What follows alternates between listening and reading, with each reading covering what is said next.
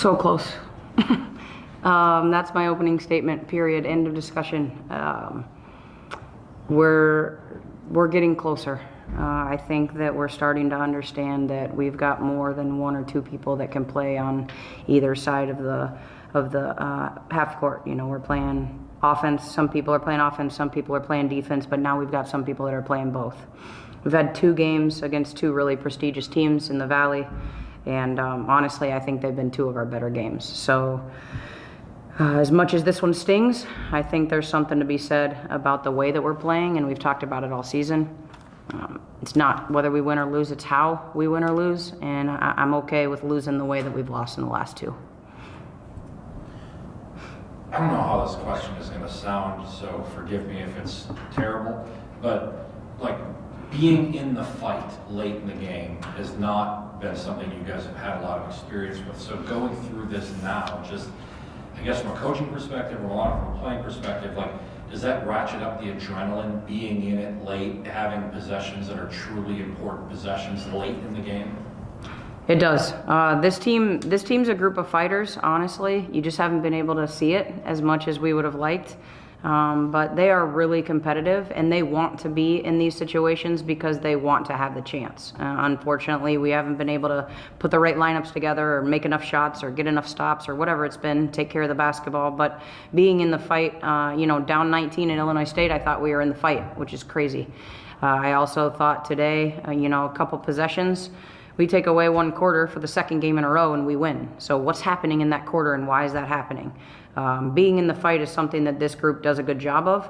We just have to be able to capitalize on it. Similar question to you, just like the adrenaline of that fourth quarter. How fun is that to go through that when the game is in the balance there? Yeah, for sure. It's definitely an experience, but I think what both myself and my teammates always keep in mind is always what Coach Boyd has been telling us since the start of the season, just play to the buzzer. And really that's all we can do regardless of the score, regardless of how things are going. Always play to the buzzer, give it your all, and that's it. For you, it's obviously looked to be more aggressive as of late, taking a lot more shots. Just is there something that's switched, or is it a mindset of just I'm going to go attack? Yeah, I think just my teammates have been putting me in good spots, and I think it's just kind of taking the opportunities that we have. Whatever my mindset is, sort of do whatever I need to do to help the team be successful. And so if that means rebounding more, if that means having a defensive game, or if that means taking a lot of shots, that's what I'm going to do.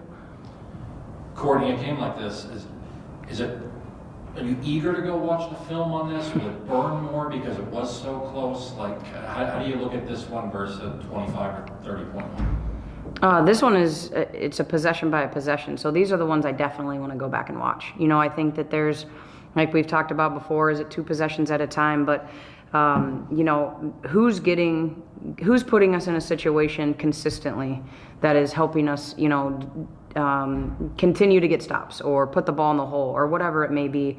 And I think that we're getting closer to that, and we're able to play around each other a little bit more. We know what the expectations of each other are, and honestly, we've shortened our bench a little bit. And so I think that makes a big difference. But going back and figuring out why the decisions are what they are, and then being able to take that back to the team and say, okay, in this moment, why did we do that? What is that decision? Why was there no communication? And why did we feel like that was what we needed to do? I think those are the learning pieces in these types of games because, ironic or not, that they also listen. It's a 10-point game. They thought they could win the game. So when you ask them those questions when it's a close game, they're going to give you feedback. And if it's not a close game, they're thinking, coach, that one possession didn't matter. So it kind of puts everything in perspective. And then kind of away from this game, I just want to ask, you went through the letter jacket thing yesterday, and kind of this is the Love Valpo alumni reunion weekend. Just your thoughts on the vibe, the energy you saw around campus this weekend from all of that perspective. That's where it needs to be.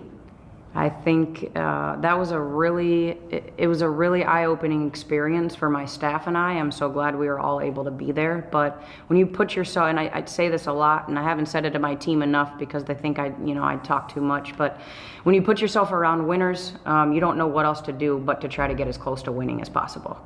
And yesterday, that's what I felt like we were around. I felt like when we were at the letter jacket ceremony, there were a bunch of people in that room that were taking pride in the jacket they were receiving and the V on their chest. When we walked through and we shook the hands of the Hall of Famers or the alumni and the people that took pride, they had success. That's why they're here. You come back because something went well. When we sat and watched the men's game yesterday, that place was packed. It was an environment, and the more that we're around that, we're going to be a part of that. And people are going to want to be a part of what we're doing. But you surround yourself with winners on a Hall of Fame weekend. This is, we didn't get the final score the way we wanted it to, but it's going to help us understand what it means to compete. And not only congratulations to that group of people, but those are the people we want to be around. And I don't think that there's enough of that at Valpo. So we're getting closer, and that was a really exciting day to be a part of.